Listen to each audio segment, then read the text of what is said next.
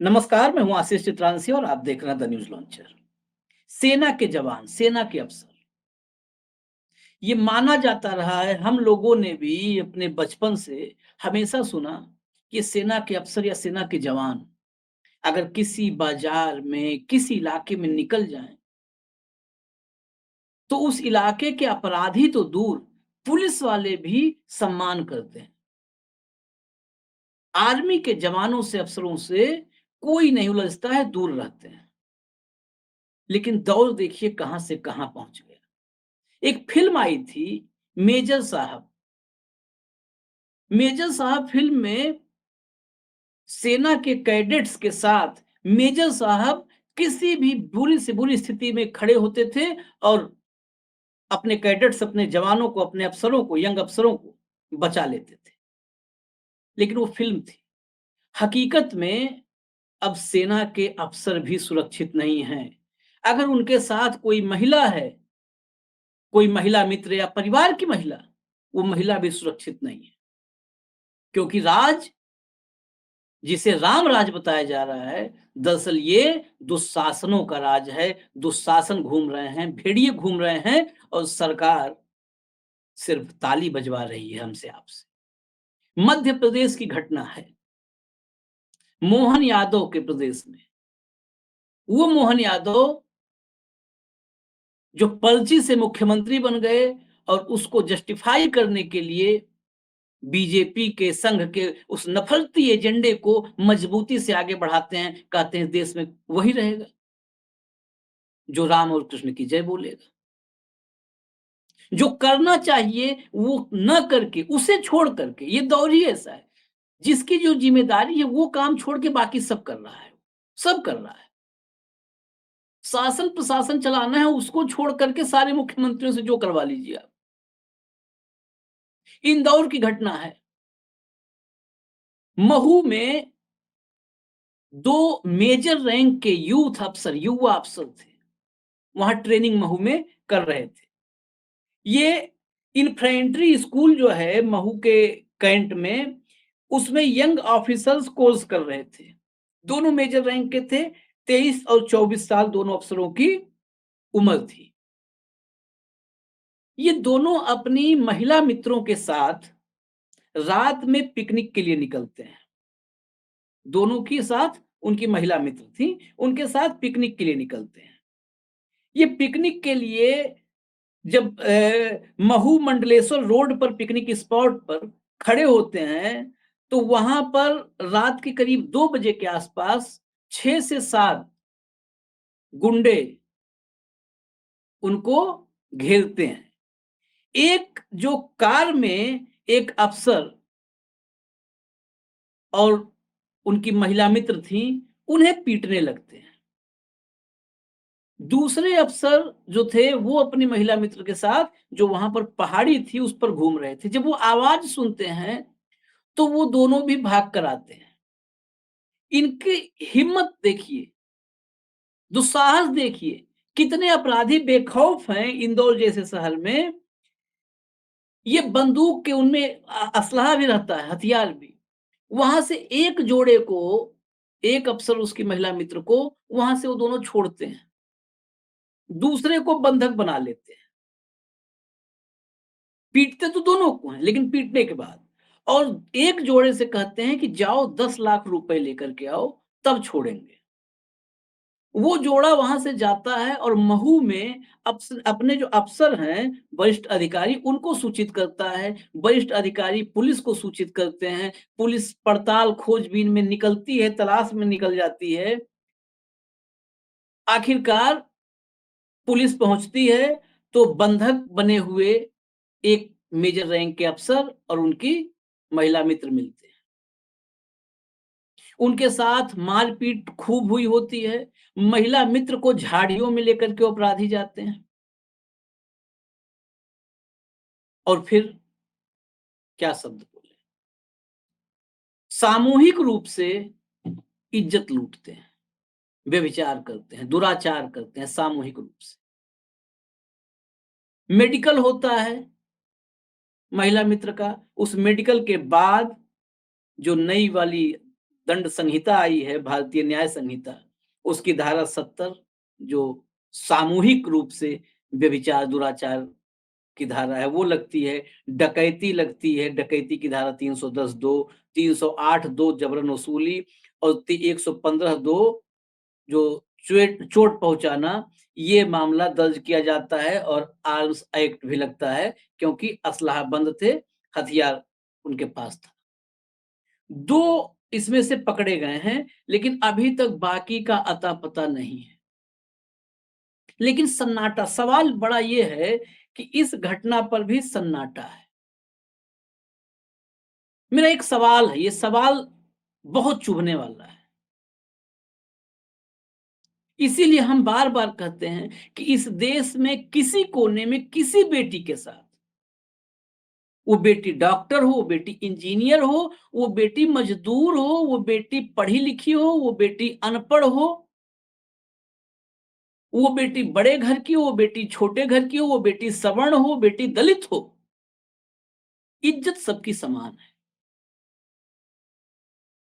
RG कर की वो बेटी जिसके साथ हैवानियत और दरिंदगी हुई, जान ले लिया।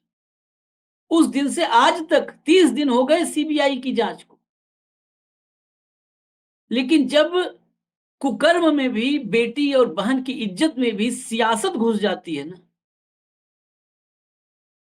तो फिर इंसानियत मरने लगती है। हमने पहले दिन से कहा था, आप ढूंढो, निकालो, ममता बनर्जी की गलती है, सरकार बर्खास्त कर दो, फांसी पे लटका दो, ममता बनर्जी को भी सजा दो। ममता बनर्जी के पक्ष लेने के लिए हम नहीं बैठे। लेकिन 30 दिन से सीबीआई की जांच चल रही है। वो सीबीआई की जांच एक बेटी के को इंसाफ दिलाने के लिए थी। पता चला उस बेटी के बारे में चर्चा ही नहीं होती है। पूरे दिन खबरें चलती है, वो संदीप घोष फ्रिज कहाँ से खरीदा था, मेडिकल स्टोर से रेफ्रिजरेटर खरीदा था। अरे तुम बेटी को इंसाफ दिलाओ यार, रेफ्रिजरेटर कहाँ से खरीदा था बात की जांच है। उसमें ईडी चली जाएगी, इनकम टैक्स चला जाएगा उस डॉक्टर बेटी को। लेकिन कहाँ फिर राजनीति, दिमाग में राजनीति, दिल में जहर, नफरत और ताली बजाने वाला झुंड, भेड़ियों का झुंड। तो कोलकाता का आरजी कर, ये नतीजा है। अब उसके बाद आज तक, इस समय तक आंदोलन चल रहा है। सुप्रीम कोर्ट के आदेश के बावजूद डॉक्टर्स काम पर लौटने को तैयार नहीं है। 2 दिन पहले की जो रिपोर्ट जो सुप्रीम कोर्ट में रखी गई थी, 3 दिन पहले, 23 लोग, उनको इलाज न मिल पाया इन डॉक्टरों की वजह से, 23 लोगों की जान गई, 23 लोगों की जान गई।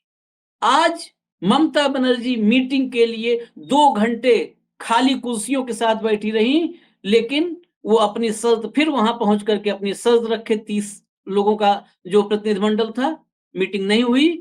ममता बनर्जी 2 घंटे तक बैठी रही बतौर मुख्यमंत्री खाली कुर्सियों के साथ और इंतजार करती रही। लेकिन मोटिव क्या है, सवाल ये। अब मैं इन्हीं डॉक्टरों के इस घटना से तुलना कर रहा हूं। मेजर रैंक के 2 युवा अफसर थे, उनके साथ लूटपाट मारपीट की गई और उनकी महिला मित्र के साथ सामूहिक रूप से दुराचार हुआ है। इज्जत लूटी गई सामूहिक रूप से, बारी बारी इज्जत लूटी गई है।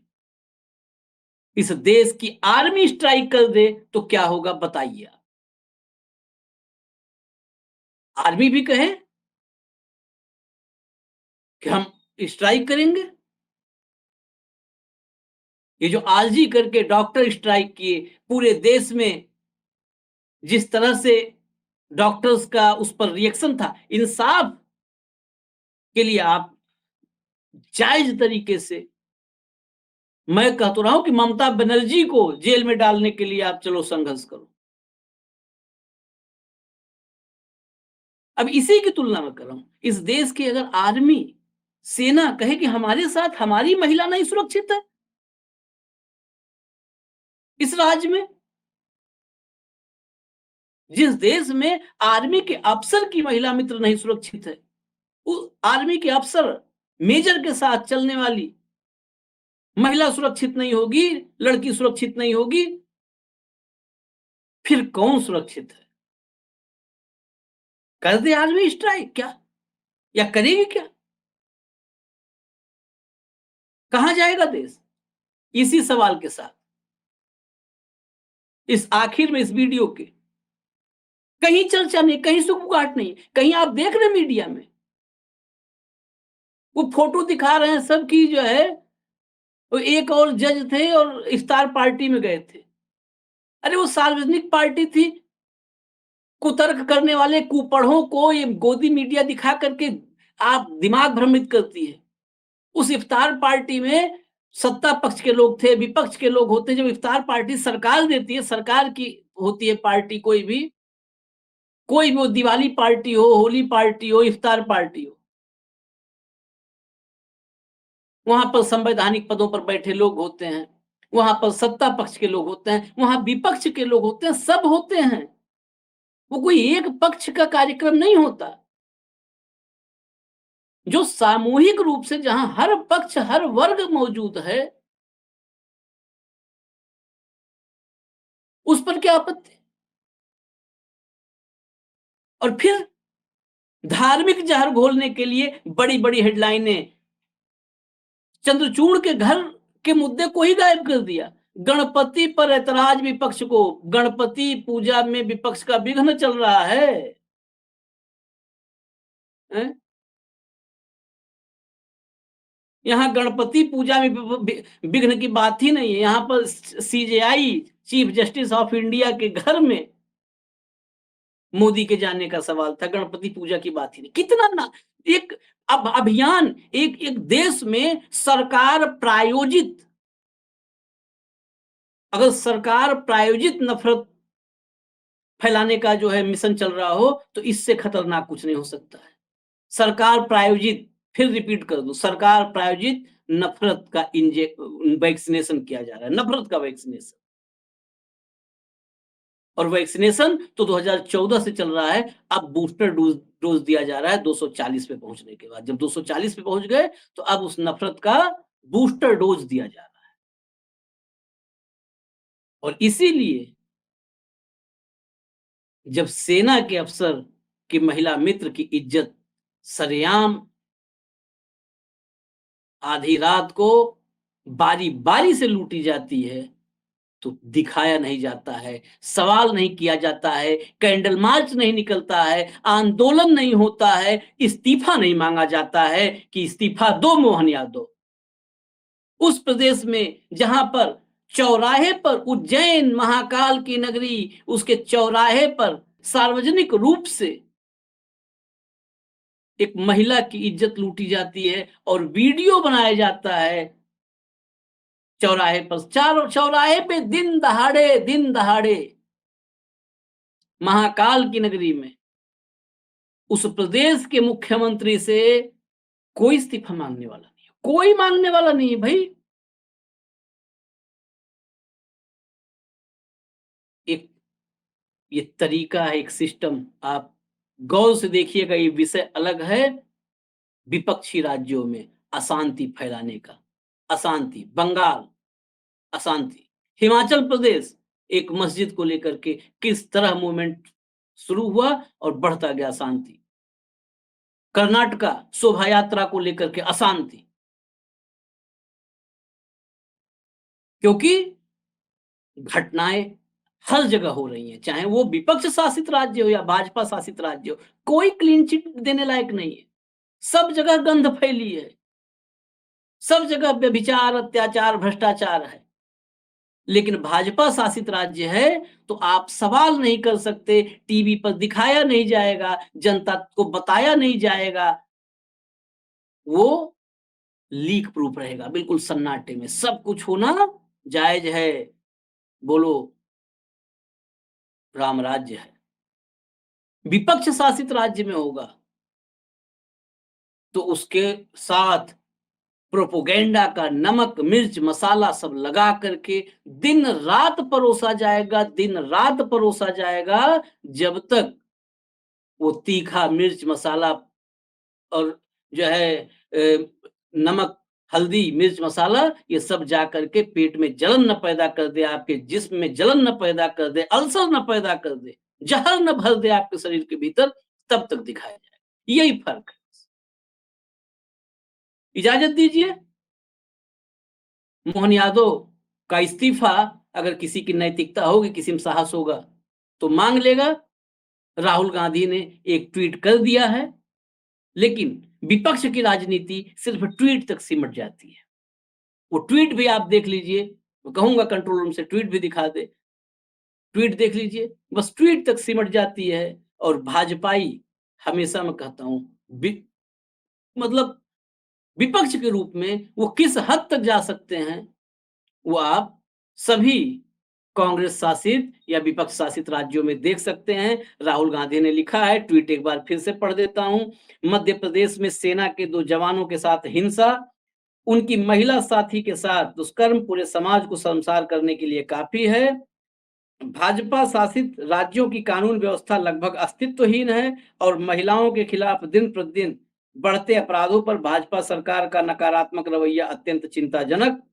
अपराधियों की निर्भीकता प्रशासन की पूर्ण नाकामी का परिणाम है और इस कारण देश में पनपता असुरक्षित वातावरण भारत की बेटियों की स्वतंत्रता, उनकी आकांक्षाओं पर बंदिश है।